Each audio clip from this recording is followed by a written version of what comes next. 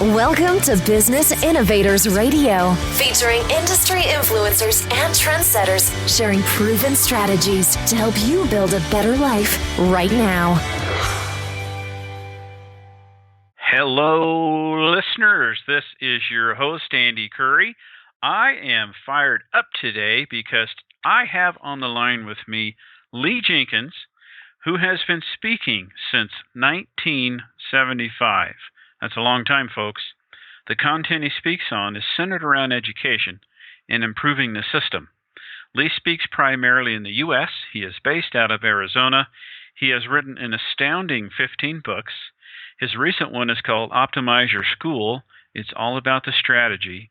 And his book that he's best known for is called Permission to Forget and 9 Other Root Causes of American Frustration with Education. Lee, welcome to the program. Thank you. Glad to be here. We are really happy to have you join us, Lee. Let's talk about who you're talking to, who you're giving speeches to. What are you telling them? What are you teaching them? How are you helping them? Well, the primary audience, of course, is educators. And in any organization, whether it's in business or government or education, we've got 2 ways to look at issues. One is the people, and the other is the processes. Too many times, the efforts to reform education have been focused on improving the people. And my experience has been that we have a tremendous amount of great people in our schools. The failure is really the processes, not so much the people. And so what do we mean by that? Well, let's look at some of the processes that aren't working. We start off in first grade giving kids spelling words on Monday. They practice during the week. They cram at home on Thursday night. They take the test on Friday. And Saturday, they probably forget the words. You can ask 6-year-old children about a month into first grade to practice last week's spelling words, and they will clearly tell you, no, we don't need those words anymore. We're done with them. So that process continues on. We soon grow out of spelling tests after elementary school, but we have chapter tests, and we have other exams that kids cram, maybe pull an all-nighter, and then they soon forget. I've interviewed over 3,000 teachers on this issue, and they tell me they spend approximately 1/3 of every school year teaching kids content they should already know. Well, why don't they know it? They never intended to learn it. They just intended to get it right for the exam.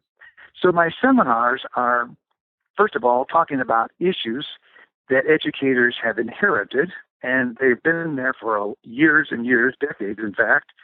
And then what can we do about it? So I tell them, how can we eliminate the possibility of cramming? We make it impossible. You actually have to learn the content. And teachers will say, when they implement the strategies that I teach, that they do capture back 6 to 9 weeks of the school year that they used to spend in review that they no longer need to spend in review. There's other issues I talk about. Again, these 3,000 teachers, I ask them, what grade level do you teach? And what percent of the kids at your grade level love school? Typically, on the average, we have 95% of the kindergarten teachers say their kids love school. Or I should say it differently, the kindergarten teachers say 95% of their kids love school. And every year, there's fewer and fewer and fewer kids who love school until we get to a low of 9th grade, which turned out to be 37% of the kids loving school.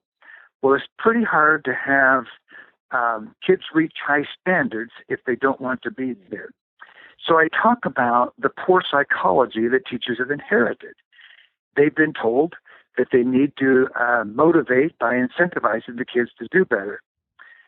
And so I say to the teachers, no, our job is not to motivate them. They came to us in kindergarten already motivated. Our job is to figure out why they're losing their motivation and stop doing those things. Interesting. And we can do it. They come with all the motivation they need for life. Let's maintain it, and we can do it. So what are you finding why they're losing interest? Yes, we can find out why they're losing interest, and there's a number of reasons. One is the data systems that we have. I recently was in a school and went into 3 different classrooms and took pictures of the bulletin boards. And that one bulletin board in one room was set up like a football field, and every kid has their name on a helmet. Well, instantly you saw who the winner kids were and who the loser kids were.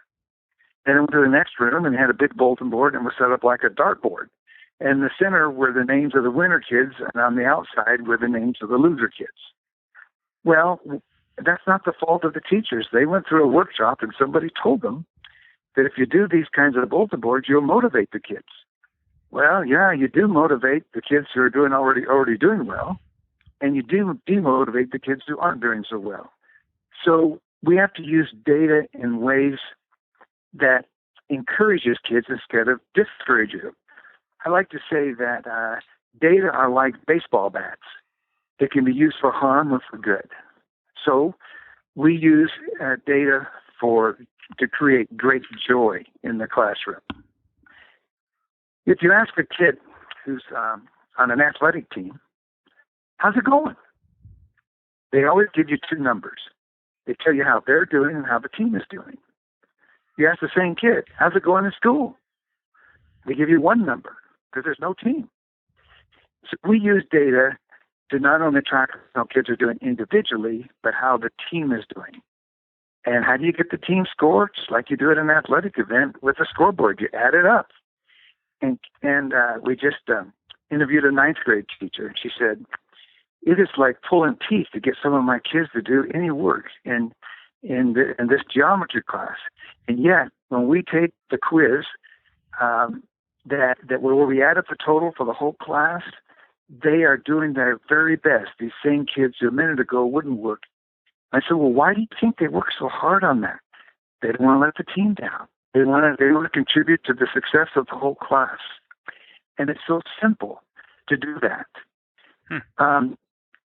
And then one other thing that I would say is really the key to maintaining student motivation, and it's 3 letters, ATB. The letters are all-time best. And that means that we honor kids for doing better than they've ever done before. That's it. And we honor, of course, the class for doing better than it's done before. So a student is reading, and the student reads 23 words a minute, just a beginning reader, and they get to 24. Then we honor them for doing better than they've done before. And every time they do better than they've ever done before, we have ways of saying thank you. We don't give them cupcakes. We don't give them stickers. We don't give them all kinds of stuff.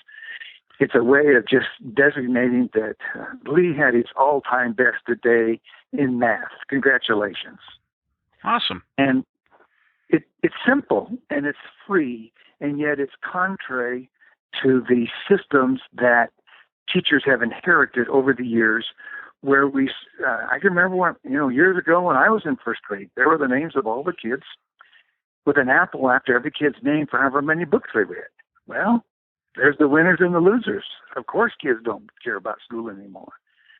But when you add up the team total, everybody gets to celebrate that the class did better than it had ever done before, and they are thrilled. And then in the hallway down by the principal's office is the total for the whole school.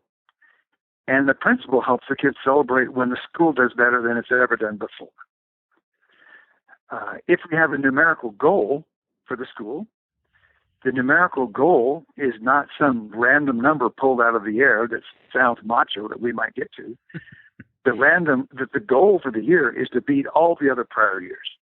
And the kids buy into that. They want bragging rights. We have done better than any other group of kids ever did in the school. We are the smartest. We had an all-time best, not only our best so far this year, but the best that's ever been done in this school.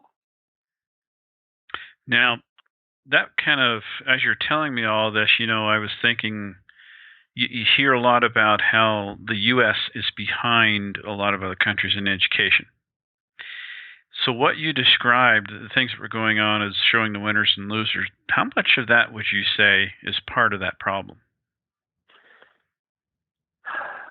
Well, when we compare ourselves to other countries, and I have looked at that data. It often comes from the PISA exam, PISA, and yes, Shanghai ends up very high. Finland ends up very high. South Korea ends up very high. But there are school districts in our country, one of which I've worked with, west of Washington, out of suburban Indianapolis, and they have outperformed every school, every nation in the world, except for Shanghai. They've outperformed Finland. They've outperformed South Korea. So there are places in the country that are doing the best in the world. But when you take the average, and by the way, I don't know why it's Shanghai and not all of China. I don't know why we compare all of the United States to a portion of China.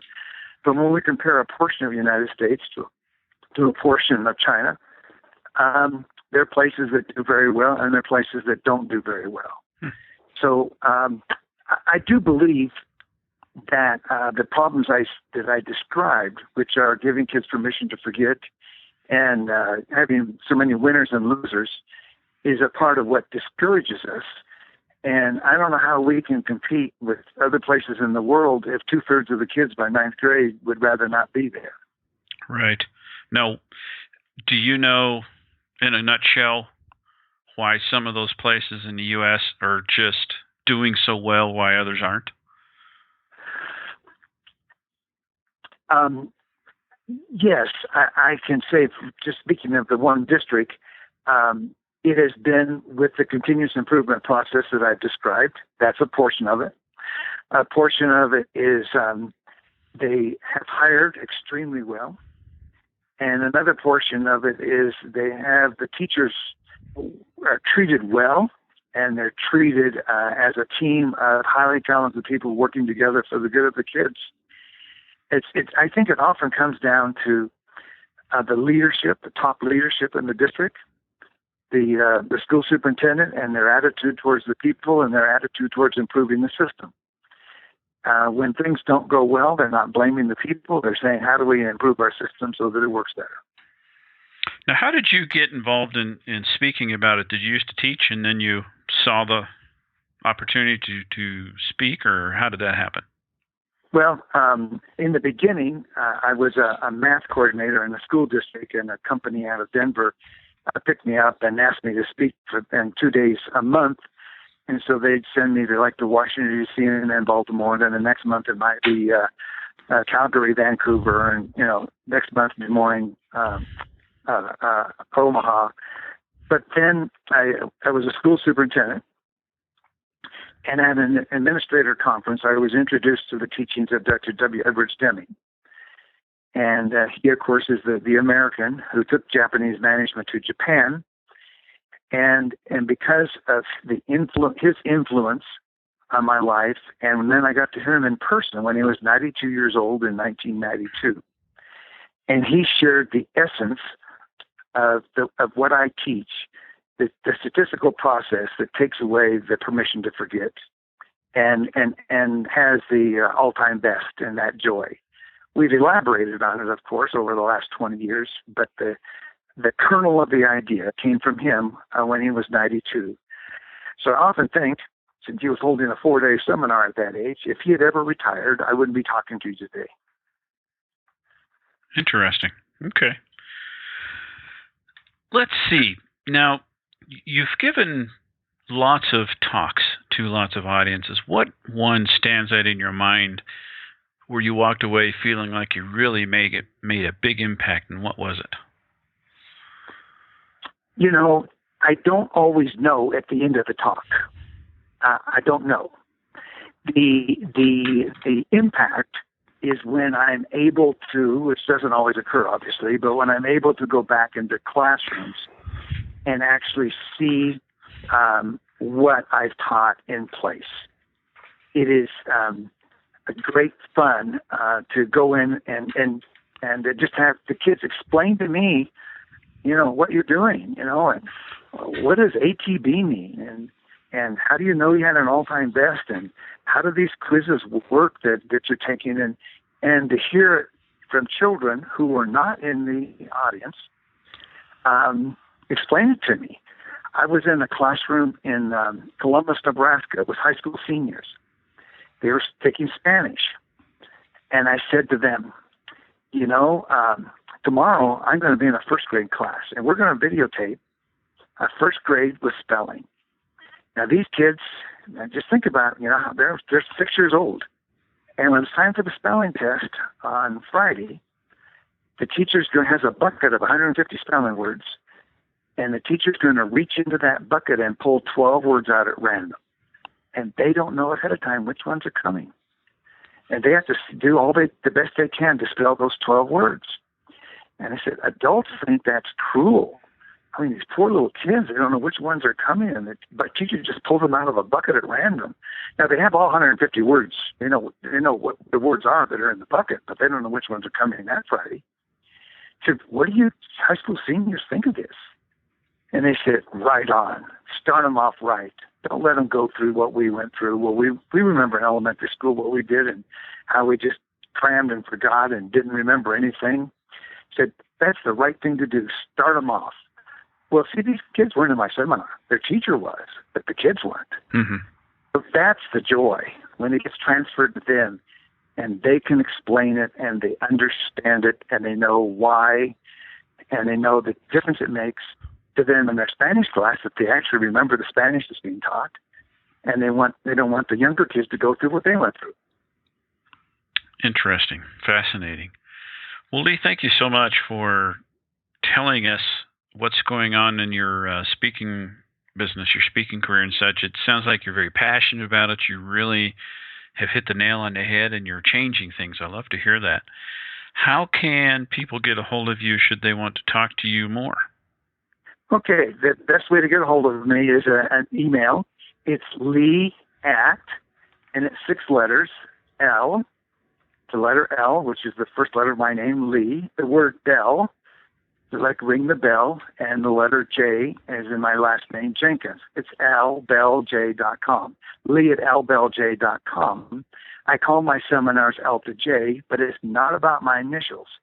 It's about going from the L-shaped curve to the bell to the J-shaped curve at the end of the year. Okay. Thank you very much, Lee. Thanks for listening to Business Innovators Radio. To hear all episodes featuring leading industry influencers and trendsetters, visit us online at businessinnovatorsradio.com today.